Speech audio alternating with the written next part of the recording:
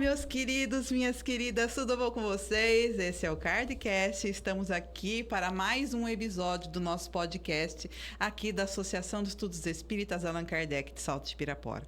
E antes de nós começarmos, eu convido a todos vocês a fechar os seus olhos para que nós possamos fazer uma prece. Pai Celeste, nós te agradecemos, Senhor, pela oportunidade de estarmos todos juntos aqui novamente neste momento de troca de ideias, de aprendizado. Que nós possamos, Senhor, abrir as nossas mentes e poder aprender ao máximo os ensinamentos que nos serão dados hoje. Graças te damos, Senhor, hoje e sempre, e que assim seja. Então é isso aí, meus queridos, nós estamos aqui hoje para falar sobre um assunto muito legal, muito assim reflexivo. Hoje nós vamos falar sobre a Páscoa na visão espírita. E para falar sobre esse tema, que muitas pessoas têm curiosidade de entender como que é que o espírita vê esse assunto, nós trouxemos aqui a Isabela Scarpelli. Isabela Scarpelli, seja bem-vinda. Muito obrigada, olá a todos. É um prazer estar aqui novamente com vocês para falar desse tema tão importante, né, que é a Páscoa na visão espírita, desse evento que ocorreu e que até hoje nós celebramos, né? Nós recordamos desse momento.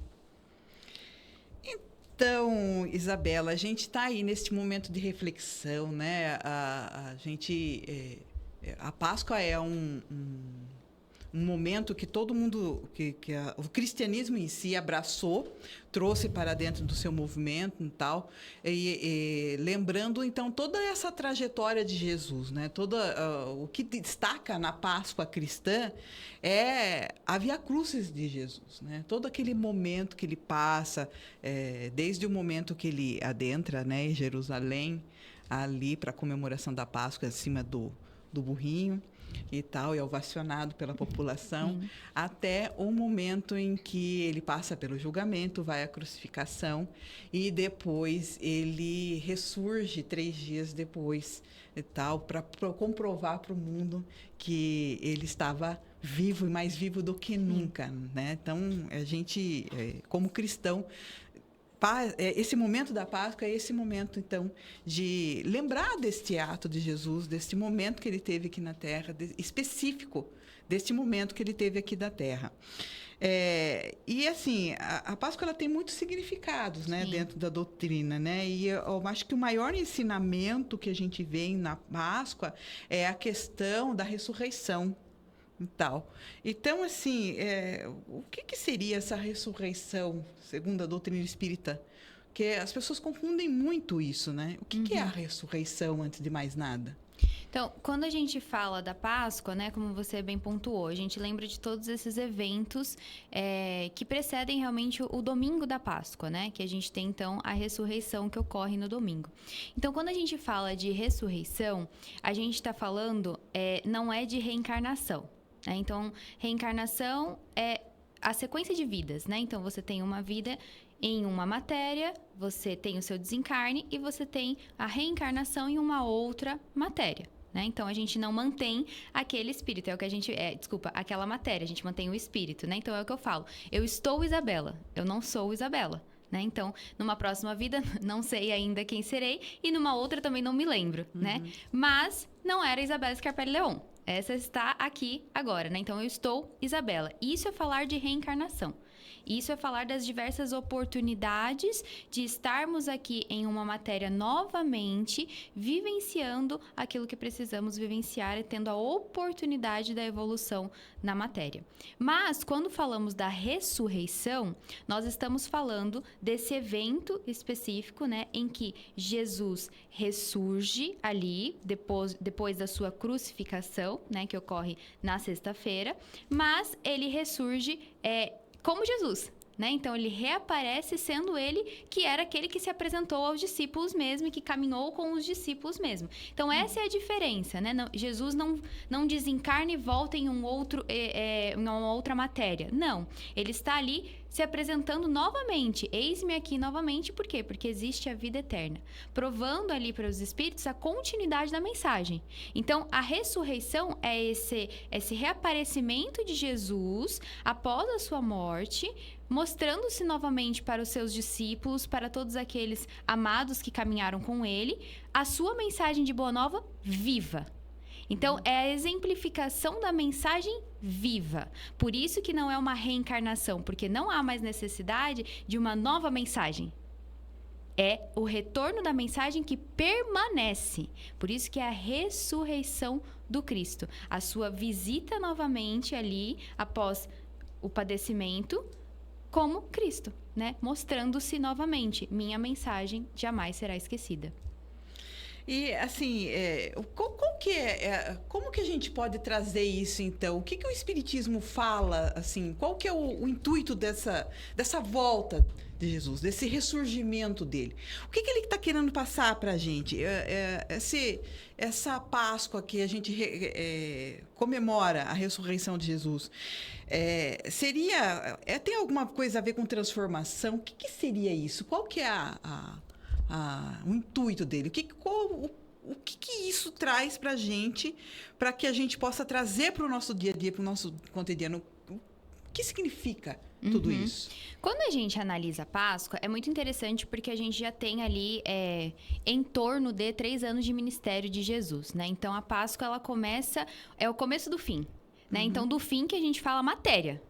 Isso é importante pontuar. O começo do fim da matéria do Jesus encarnado aqui, né? Porque hoje, 2026, ainda se fala, e agora na visão espírita, da Páscoa. Então, não existe fim da mensagem de Jesus, como ele mesmo pregou.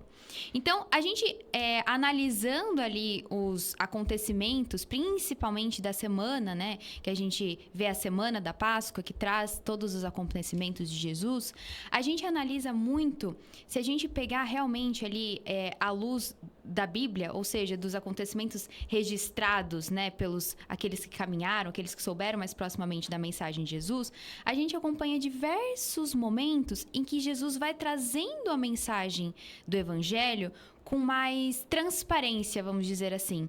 Porque Jesus passa o seu ministério falando em muitas parábolas, trazendo uma mensagem de uma forma, entre aspas, mais sutil, né? Ou seja, eu brinco que assim, desenhando mais pra gente o seu evangelho. Mas na última, o tempo já se escoa, né? Então, não há mais o tempo. E ele mostra isso muito claro. Então, se a gente acompanha isso, ele vai falando muito mais abertamente sobre o reino de Deus. Então, ele vai falando muito isso. Ele vai pontuando, olha, o reino de Deus não é este templo. Né? E aí a gente tem, por exemplo, o acontecimento ali em que ele confronta, que os fariseus se confrontam com ele. Então, a gente tem uma mensagem muito mais transparente nesse momento. Inclusive, é pontuado pelos apóstolos, né? Agora não nos fala mais em parábolas. Por que isso? Exatamente porque Jesus já estava preparando o terreno, vamos dizer assim, para que no seu desencarne no domingo de Páscoa, a gente pudesse entender a mensagem que é eterna e durável. Ou seja, durável como? Em nós. Ele, na verdade, ele veio, então, vivenciar todo o ensinamento dele, porque a gente observa isso. Exatamente. Durante esse período, tudo que ele ensinou em 3 anos, ele põe em prática ali. Exatamente. Ele vem trazer pra gente justamente que acho que esse é o diferencial de Jesus, na verdade, né? Ele não falou apenas. Ele vivenciou tudo que ele falou. E dá pra ver bem isso nesse momento. Sim. É ali que ele fala que ele vivencia o perdão, que ele vivencia o amor ao próximo, que ele vivencia o dar a outra face. Que ele demonstra, né? Porque a gente tem o lava-pés. Né? Então, ele mostra ali muito claro, porque ele fala, ele vai retornar ao Pai, mas agora a continuidade está com aqueles que andaram com ele. Então, o lava-pés é exatamente esse momento da concretude de Jesus, né? Que ele mostra, é o servir. Eu vim para o servir, e agora sirvam assim como eu servi. Então, quando a gente fala da Páscoa, é muito importante porque a gente vê, como você falou, a exemplificação viva daquilo. E no domingo de Páscoa, a gente entende, então, o convite de Jesus. Essa é a mensagem, ou seja, dar a continuidade. Mas não só a continuidade em palavras, ou seja, não só o pregar, o falar, o estudar em si, a sua mensagem, que é uma mensagem viva, de um evangelho vivo, mas sim a continuidade do sentir Cristo. Essa é a grande questão da Páscoa. É o sentir Cristo. Vivenciar na prática todo o Exatamente. ensinamento que ele nos trouxe. Você não acha que a gente está um pouco perdido nos ritos, Isabela? Porque a impressão que dá é que Jesus, ele vem, né? Ele dá todo aquele ensinamento pra gente, ele vivencia na prática, e parece que a gente esqueceu disso, que a gente precisa pôr em prática. O que a gente assiste é a retomada dos ritos que ele não fez, ele não trouxe assim um ritual para que a gente seguisse. Ele até, em muitas vezes, ele quebrou alguns, né? Ele quebrou alguns ritos e foi advertido por isso. Né, foi questionado por isso, até na passagem que ele fala do Shabat, né? Que as curas aos sábados. Ele curou durante o sábado. E ele disse, foi categórico: o sábado foi feito para o homem, não o homem para o sábado. Mostrando que os rituais são interessantes, mas eles não podem ser levados à risca. Você não acha que a gente esqueceu disso? E a gente parece que tornou a Páscoa, a comemoração da Páscoa, num ritual? Quando a gente fala de Páscoa, a gente traz, né, à memória muito do que criou-se ao longo da história, né? E da história aqui, a gente falando do Ocidente, né, que é uma versão católica. Né? Então, a gente tem um Ocidente historicamente muito católico. E a gente traz isso enraizado também conosco, né? Nas nossas ideias de feriados religiosos, né? Então, na Páscoa não é diferente. Quando a gente fala de Páscoa, então, já nos vem à memória muitos desses momentos em que a gente tem ritos registrados, como seguir, o que fazer, o que comer, o que não fazer, como se portar. E é claro que o rito, ele não é algo que a gente precisa descartar. Nada a gente precisa descartar desde que a gente saiba como interpretar, desde que a gente saiba como utilizar de tais ferramentas. Então, o rito, ele é muito interessante quando a gente fala de transformação moral. Por quê? Porque muitas vezes é o ritual que faz com que determinada pessoa, isso no íntimo, se eleve espiritualmente. Então, quando a gente fala, por exemplo, de passar 40 dias jejuando, muitas vezes, isso traz à tona uma reflexão íntima de grande importância. De você perceber, nossa, isso me causava um mal. Isso que eu retirei me era um abuso. Era uma coisa que eu não sabia ainda lidar, que eu precisava aprender. E de diversas formas a gente aprende isso. Então, o rito, ele ainda é, para nós, e pode ser utilizado como esse despertar de consciência, muitas vezes nos elevando, né? Então, o rito, ele é muito bem-vindo quando ele nos causa um conforto espiritual, né? Essa sensação de me sinto junto a Cristo, me sinto melhor espiritualmente. Mas o rito precisa ser muito bem pontuado para que a gente não se apegue às aparências daquele rito e entenda que é algo de transformação moral. Antes ou além de um rito, existe um convite espiritual de Jesus à vivência da sua transformação no seu evangelho. Então, falar de rito é dar a oportunidade a estarmos ali diante de uma transformação moral muito eficaz, desde que seja no seu íntimo, da forma que te faz bem, que te eleva espiritualmente, mas não preso às aparências, e sim aberto ao entendimento do evangelho, e sim elevando-se à sua própria conscientização de transformação. Então, eu preciso olhar o rito com um outro olhar. Sim. Eu preciso entender o porquê eu estou fazendo aquilo. Sim. O que isso que vai trazer de transformação para mim? Não é simplesmente fazer porque todo mundo está fazendo. Sim. Tem um sentido por trás de cada ato. A significação daquilo, né? Para que eu possa me transformar. Que o evangelho nada mais é do que transformação. Sim. Porque se eu conseguir vivenciar aqueles ensinamentos todos de Jesus, entender e vivenciar esses ensinamentos, eu vou ressurgir como uma outra pessoa. Sim. Essa coisa, né, da reforma íntima que tanto a gente, como espírita, traz para nós, dessa transformação, essa autotransformação. Sim. Você usar isso para se tornar uma pessoa melhor. Perfeito. E acho que Jesus, ele trouxe para a gente, esse é o caminho, né? O caminho de que a gente nos tornemos uma pessoa melhor, que a gente cresça, que a gente evolua. Sim. Né? E a gente fala também de ritos, mas a gente precisa lembrar que, como toda sociedade, a gente transforma essa oportunidade de feriado, né, em um feriado, propriamente dito, e não só em um feriado, mas em um feriado comercial, né? Então, a gente tem também a questão da Páscoa como ovos de Páscoa, dar o presente, e é um momento, assim, como a maioria dessas datas comemorativas, em que a gente tem essa ideia do consumo, né?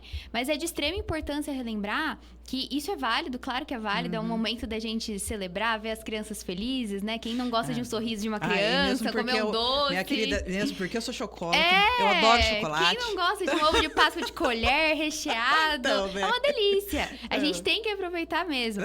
Mas é sempre importante a gente não se deixar, nós como cristãos, assim, que já entenderam hoje, porque ser cristão é abraçar Cristo, né? Então, quando a gente abraça Cristo, a gente precisa ter esse momento de entendimento do que eu estou vivendo, o que é este período, como Cristo o passou, né? Então, é importante celebrar, estar em família, mas também relembrar o porquê daquilo, né? O porquê que isso é um feriado?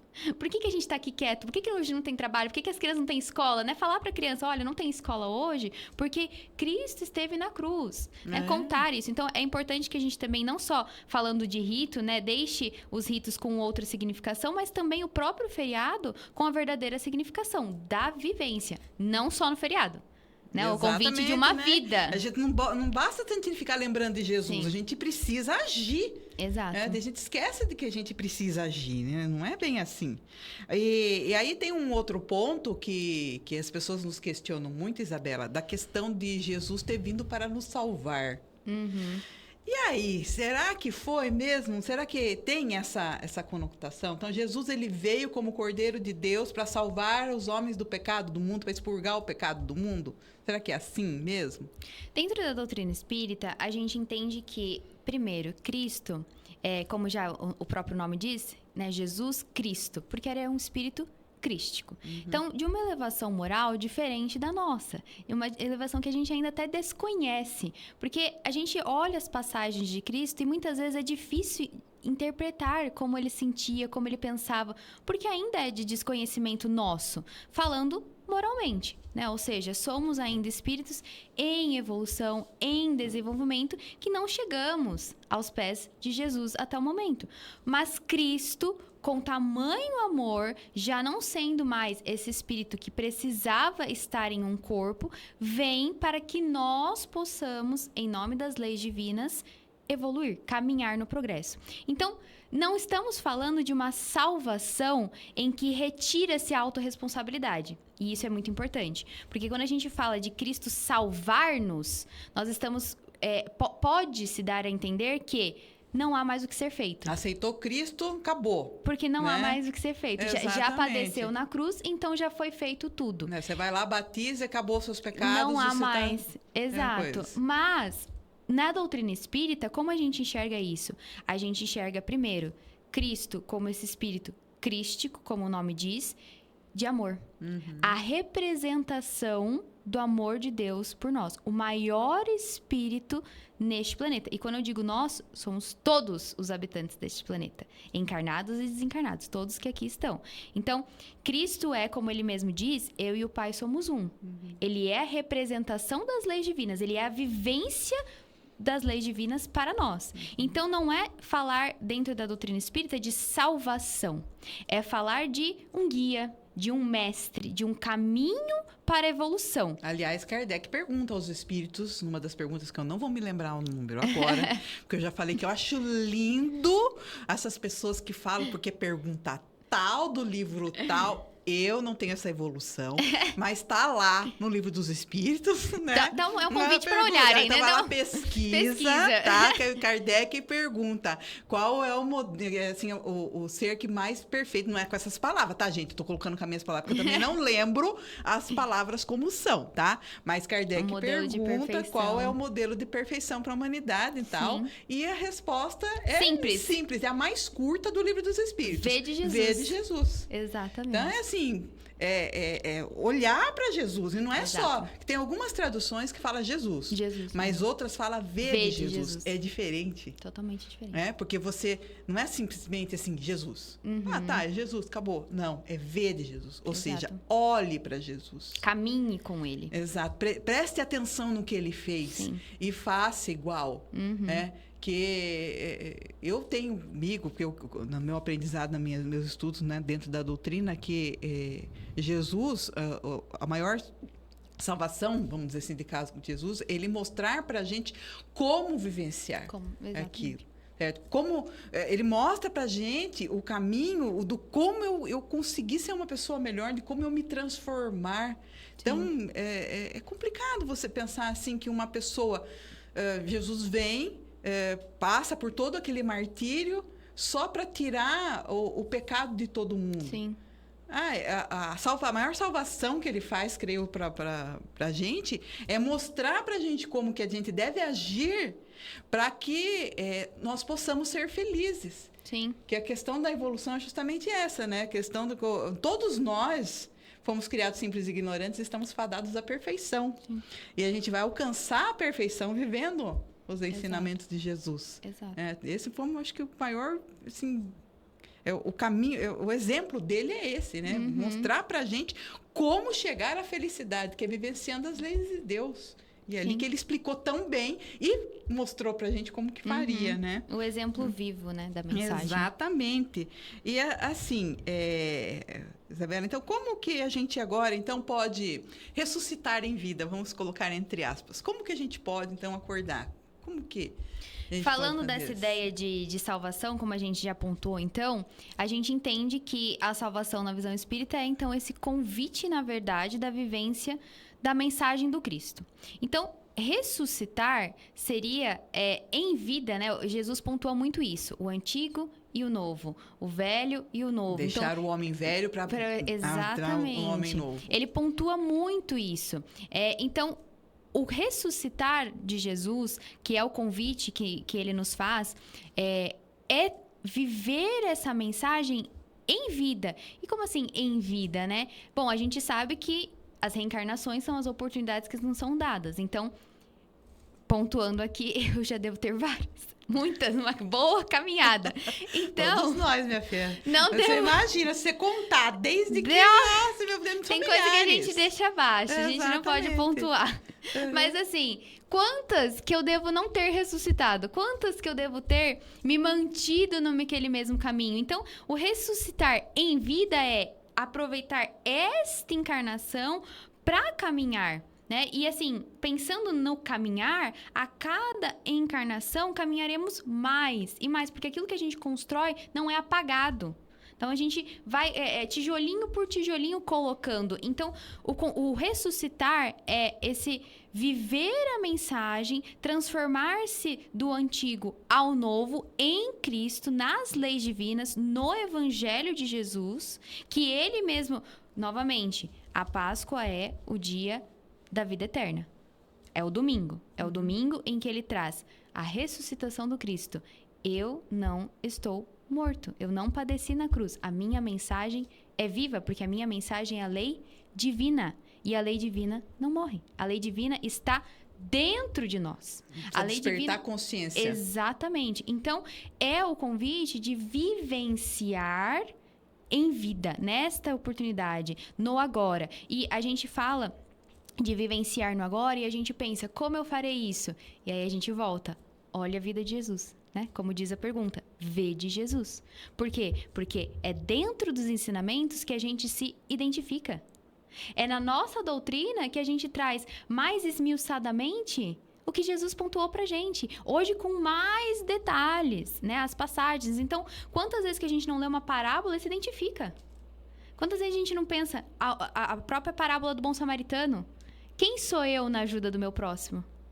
E a gente vai se identificando. Então, muitas vezes, é o próprio exercício da reflexão da vida de Jesus que nos traz. Como que a gente pensa que ali, na cruz, sofrendo, Jesus pontua. Pai, perdoa-lhes. Como que a gente consegue imaginar um amor tão grande, de uma vivência tão elevada com Deus, de tal forma que em maior sofrimento e dor é pedir perdão pela nossa atitude. Então, agora você pontuou bem na questão do sofrimento, que Jesus, ele demonstra naquele momento ali, esse sofrimento todo. Então, aí eu trago para você, assim, a pergunta, existe sentido no sofrimento à luz do Espiritismo? Esse sofrimento todo que Jesus passou, qual que é o sentido de tudo isso? O que ele quis nos trazer? O que ele quis nos mostrar com essa questão do sofrimento? Quando a gente fala de sofrimento, dentro da doutrina espírita, a gente fala muito sobre evolução, novamente. Né? A doutrina se resume sempre voltando para a evolução. Então, sofrimento, a gente vai ligar muito a ideia da evolução. Por quê? Porque nós, ainda como espíritos imperfeitos, como espíritos que ainda tendenciam à primitividade, né? A sentimentos como a raiva, a inveja, o orgulho, enfim, nós criamos situações em que nós precisamos passar por determinadas questões de sofrimento, né? E a gente fala de sofrimento, por que sofrimento? Porque desvia-se do amor de Deus, e isso é importante pontuar. O sofrer, ele pode ser o bem sofrer ou o mal sofrer. Entender o bem sofrer é entender aquela situação como uma oportunidade de evolução espiritual. Não em que há um Deus de punição, mas um Deus de misericórdia que nos coloca situações de aproveitamento espiritual. E essa é uma grande diferença. Então, quando a gente fala do sofrer, a gente pode interpretar como bem sofrer ou mal sofrer. A gente entende que isso, então, é colocado, devido à nossa condição, como uma oportunidade de aproveitamento, de aperfeiçoamento espiritual. Então, nós temos situações em que sofreremos para que possamos aprender, porque ainda nos é a forma de ensinamento, né? Não nos é a forma de aprendizado. Mas, se a gente pensa em Jesus, como espírito crístico, não haveria mais a necessidade do sofrimento, né? Considerando o que a doutrina nos traz de conceituação do sofrimento. Então, não haveria mais a necessidade do sofrimento. Por que, então, ocorreu tudo isso? E aí a gente lembra. Jesus vem a este planeta para, devido ao seu grande amor, para se colocar em uma posição de tal forma que nós, com a sua mensagem, possamos evoluir. Então, aí a gente entende uma coisa. O sofrimento de Jesus não era porque Jesus estava em uma condição moral de sofrimento, mas é porque nós somos os que estão em condição moral de sofrimento. Nós só conseguiríamos entender a mensagem pelo padecimento de Jesus. É aquela questão de você ensinar, né? Uma coisa é você falar, outra coisa é você vivenciar. Jesus, ele passou a parte teórica e mostrou a parte prática. Ele passou as regras e foi lá e vivenciou essas regras. Ou seja, ele mostrou pra gente que dá pra fazer. Sim. Que tem condição da gente fazer, a gente passar por aquilo. Sim. E tal. E aí a questão da diferença também entre a dor e o sofrimento, né? Entender que a dor, a gente precisa passar pela dor para crescer. O sofrimento é opcional. Sim. Se a gente entender que a dor, ela vem para que a gente cresça, que a gente evolua e tal, ela está trazendo um ensinamento. Ela está trazendo alguma coisa para que a gente aprenda com aquilo. E quando eu entendo que eu estou aprendendo com aquilo, eu já não sofro. Sim. A dor é a experiência. Nós temos que passar pelas experiências. Jesus, ele mostrou isso para a gente. Mesmo porque também, Isabela, se a gente levar em consideração essa questão de que Jesus era um espírito crítico, é um espírito crítico, na verdade, para nós, o que ele passou foi um sofrimento muito grande, mas para ele, a gente entende que para um espírito que é puro... Era um servir. Né? Ele fez aquilo com amor. Exato. Né? Ele veio... Exato. Imagina só uma borboleta no meio da lama, né? E aí ele pegar... Acho que o sofrimento maior de Jesus não foi nem a Via Crucis. O sofrimento maior de Jesus foi reencarnar. Como que você vai prender aquele espírito de luz num corpo como o nosso? Sim. Não é fácil. Dele foi, assim, acho que para ele se manter ali, né, dentro do corpo, foi mais sofrido do que aquele momento da Via Crucis, porque na verdade ele estava se libertando, né? Estava saindo dali, mas mostrou pra gente como enfrentar essa dor, como vivenciar essa dor sem revolta. Sim. Pelo contrário, ele mostrou pra gente que depois de tudo aquilo, ele ainda nem fala assim, né, eu perdoo. Perdoa, A elevação. perdoa. Ele fala, perdoa porque eles não sabem o que fazem. Sim. Quer dizer, ele não se sentiu ofendido, porque a gente Não. só perdoa porque a gente se sente ofendido. Exato. Ele não se sentiu ofendido, né? E assim, falando de dor e sofrimento, Jesus, a gente traz novamente a vivência de Jesus para que nós possamos aplicar em nossa vida. Então, a gente começa, acompanhando ali os momentos da última ceia, a gente começa, por exemplo, no Evangelho de Lucas, em que Jesus, pontuado por Lucas, fala que desejou muito estar ali na ceia com os seus apóstolos. Então, a gente vê que momentos próximos ao início da sua dor, né, do seu sofrimento, do seu momento de crucificação, que foi na quinta-feira para sexta-feira, Jesus inicia a ceia falando o quanto queria estar junto dos seus. Então, a gente vê a questão da ansiedade, por exemplo, trazendo para nós, em que Jesus, sabendo do que ocorreria poucas horas depois daquele momento, não estava naquele momento futuro, mas estava no momento presente, em que era curtir os seus últimos momentos com aquele que ele tanto amou. Jantando com seus amigos, né? Jantando com seus amigos, que ele os chama de amigos. E logo em seguida a gente pensa, mas Jesus não sofreu? E aí a gente vai acompanhando um pouquinho ali quando ele se retira ao Monte das Oliveiras, em que Mateus fala que quando eles sobem ao Monte das Oliveiras, acompanhado de Pedro, Tiago e João, eles estão cantando um hino, louvando. Então, ele sobe e logo posteriormente ele pede que os amigos estejam ali com ele orando. E ele fala, Pai, se possível, afasta de mim esse cálice. Mostrando que Jesus, sim, tem no momento certo, no momento exato em que lhe é colocado a angústia e a tristeza. Mas é um momento em que ele coloca, Pai, se é possível, afasta de mim. Ou seja, novamente elevando-se ao servir, falando, Deus, você sabe de todas as coisas, mas se não, cumpra-se a sua vontade. Novamente mostrando o seu amor, o seu servir e a sua disposição no Evangelho. Então, é interessante ver isso, porque daí a gente pensa, como que eu posso sofrer o que eu preciso sofrer para evoluir? Olhe para Jesus. Novamente, ele também sofreu. Escreve-se que ele estava angustiado e triste. Que ele fala que a alma dele estava triste. Obviamente, ele estava para ser crucificado. Mas, ainda assim, ele soube pontuar a ansiedade no momento exato. Curtir com os seus o que lhe era colocado.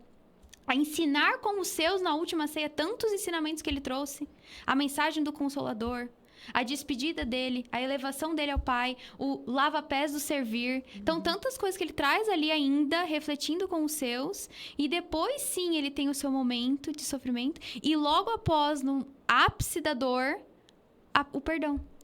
Então, a gente consegue ver exatamente, novamente, o guia e modelo da nossa vivência. Não está distante, está muito mais perto do que a gente imagina.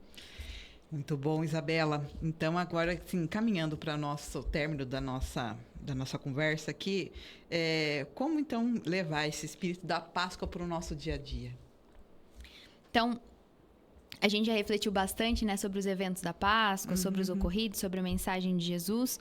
E pensar, então, em Páscoa é pensar, novamente falando, no Evangelho vivo. Essa é a mensagem da Páscoa. É entender que não há morte física, não há morte física, que o Espírito permanece e que a gente, estando aqui nesta encarnação, está em oportunidade como cristãos, de vivenciarmos toda a mensagem do Cristo. A semana que precede a Páscoa é uma semana. Mas a gente tem 3 anos de ministério. Então, a gente tem 3 anos repletos de ensinamentos, repletos de mensagem, repletos da Boa Nova. E não só a gente tem a mensagem trazida por Jesus, mas como Jesus bem pontua na última ceia, o Consolador que ele nos promete. E que nos vem através da doutrina espírita e que nos traz novamente os ensinamentos e agora com mais oportunidades de ensinamentos, com mais espíritos envolvidos na mensagem, trazendo, por exemplo, Santo Agostinho, que em determinado momento nos fala o que ele fazia para buscar evolução, parar ao final do seu dia e refletir. e refletir o que eu fiz durante o meu dia. Quais ações que eu tive. Então, a gente tem que a mensagem da Páscoa é a vivência. E não só a vivência em falar, em estudar, porque isso é uma vivência, mas uma vivência no sentir, uma vivência na prática, uma vivência de caminhar com Cristo. Ou seja, assim como os apóstolos caminharam, mas também tiveram seus momentos, nós também caminharemos e teremos os nossos momentos. Porque temos que entender a nossa condição de espíritos atuais, mas chegaremos ao progresso. E com Cristo é o bem sofrer que nos é colocado como oportunidade, é a boa nova que é a nossa direção, e não mais o nosso orgulho, não mais o nosso ego, não mais aquilo que carregamos dentro do velho homem, como ele pontua. Muito bom, Isabela. Essa menina aqui, ó, de ouro, gente. Com essa carinha doce dela. Quem que diz que tem tanto conhecimento, essa menininha aqui, gente? Eu falei que eu tô, ó, de encarnações. Menina, viu? Pelo amor de Deus, eu queria ter uma filha assim. Tal. Tem minhas filhas, mamãe ama, tá? Beijinho aqui, tá? Eu amo vocês também são ótimas. Oi. É a voz do além, gente. Só um minuto. Voz do além, pode falar. A pergunta como posso falar?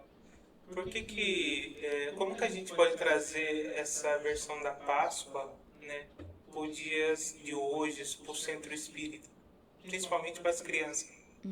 Tá. Então, a pergunta, né, como trazer a Páscoa para os dias atuais, principalmente para as crianças. Então, como a gente falou, Páscoa é vivência, né? A gente pontuou isso bastante.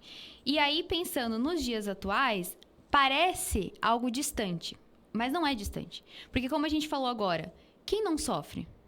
Todos nós sofremos. Uhum. Então, Jesus também sofreu. E a gente tem ali o guia de como passar por esse bem sofrer. Outras questões. Como ajudar o meu próximo? A gente tem Jesus pontuando isso de diversas formas. Parecem coisas que não são aplicáveis mais, mas na verdade elas são tão vivas quanto. E é por isso que a mensagem de Jesus é eterna. Porque ela é para sempre colocada em nossos corações, porque ela é para sempre aplicada. Então, todas as situações que a gente pensa, né, distinguindo, né, crianças dos adultos agora, né? Então, pensando em adultos, o trabalho, o trânsito, situações que nós, na condição humana, faz uma diferenciação de como se fosse algo distante do espírito, né? Então, eu não consigo vivenciar a Páscoa, vivenciar o Evangelho estando no trânsito. Consegue. Na verdade, você consegue. É que a gente faz uma separação como se espírito e matéria estivessem muito deslocados. Uhum. E, na verdade, é a matéria para o espírito. Então, a gente consegue, nas pequenas situações da vida, vivenciar muito mais a Páscoa do que em grandes situações que a gente acha que vai ser um grande acontecimento. E, na verdade, não. Na verdade, por exemplo, aquele parente que você acolhe num momento difícil, em que a gente acha que é só o outro que a gente precisa olhar, o de fora, mas dentro da nossa casa tem alguém em sofrimento. Olhar para isso é vivenciar o Evangelho. Então, novamente, voltando ao trânsito, quantas vezes a gente não dá uma fechada em alguém e quer brigar? Uhum. Peraí, posso vivenciar o Evangelho? Ou posso perdoar alguém que me fechou? Como eu posso aplicar isso nas coisas que não são distantes, são muito mais próximas, né? Então, é trazer essas situações de vida mesmo, concretas, atuais que a gente tem, né? Pequenas coisas às vezes sutis que a gente não percebe, mas, por exemplo, como causa uma irritação uma internet que para no meio do dia? Exatamente. Desestabiliza um dia inteiro em que você começou o seu dia orando. Uhum. E aí, porque em determinado momento que você estava prestes a ingressar numa reunião, cai a sua internet e desestabilizou. É dali em diante um almoço em família ruim, uma briga. Então, o Evangelho, ele está muito mais vivo, muito mais presente do que a gente consegue imaginar. É parar de distinguir uma coisa da outra, unir e entender que todas as situações da matéria são aplicáveis ao Evangelho, sem exceção. Não é porque era uma época distinta que deixou de fazer sentido, muito pelo contrário. O Evangelho está muito mais vivo, muito mais presente e muito mais convidativo agora, principalmente como traz o Espiritismo. Uhum. Nós somos os convidados, os trabalhadores da última hora. Agora em que o planeta passa por esse período especial, muito mais. Então é tudo muito mais colocado, muito mais tecnologia, muito mais acesso. Mas a gente é convidado a todo instante, milésimo de segundo, a viver o evangelho em qualquer posição, em qualquer local, de todas as formas. E falando então da criança, é sempre mostrar, como eu falei, né, a gente tem que tomar um pouco de cuidado com a questão do consumo, né? Então, é muito importante trazer um ovo, fazer uma brincadeira, uma caça aos ovos. Eu lembro que a minha avó fazia isso pra mim. Nossa, que momento especial que era a Páscoa. Porque ela falava assim, o coelhinho vai trazer um ovo pra você. Que ovo você quer? E eu sempre gostava muito, né, do ovo alpino. E eu sabia que era ela que comprava. Porque eu falava, mas eu pedi pra minha avó o ovo alpino, por que o coelhinho trouxe? Só que ela preparava, sabe? Então ela deixava as pegadinhas, ela deixava no jardim, ela escondia, às vezes ela enterrava. Então, pra mim, era uma coisa mágica. Então, é divertido, é gostoso partilhar isso em família. Mas trazer pra criança de forma lúdica, e a criança consegue entender, que a gente muitas vezes acha que não, mas a criança consegue entender o que houve. Né? Apresenta Jesus para a criança. A gente tem o evangelho para crianças. A gente tem aquilo ilustrado, a gente tem. Então, traga para a criança isso. Olha, a gente está em um momento aqui em família, a gente tem um ovo de Páscoa, a gente tem uma representação simbólica disso, mas você sabe o que aconteceu hoje?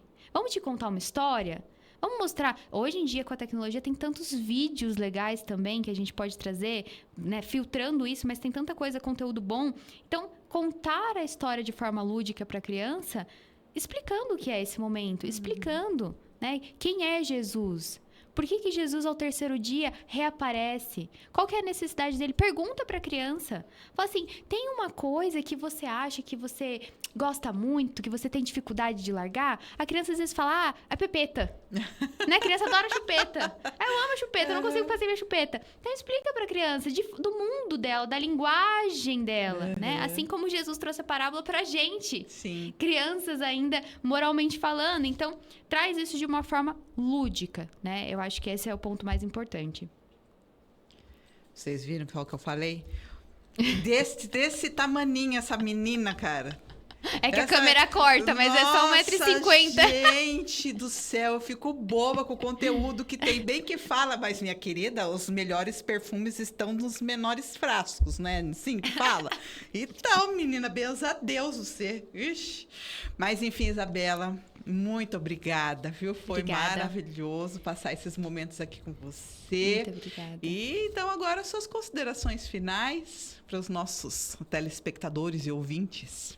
Bom, antes de mais nada, queria desejar uma ótima Páscoa a todos, que todos passem bem, preferencialmente rodeado daqueles que amamos, né, em família, seja a família de carne, ou seja a família que a gente considera, que a gente vai agregando também.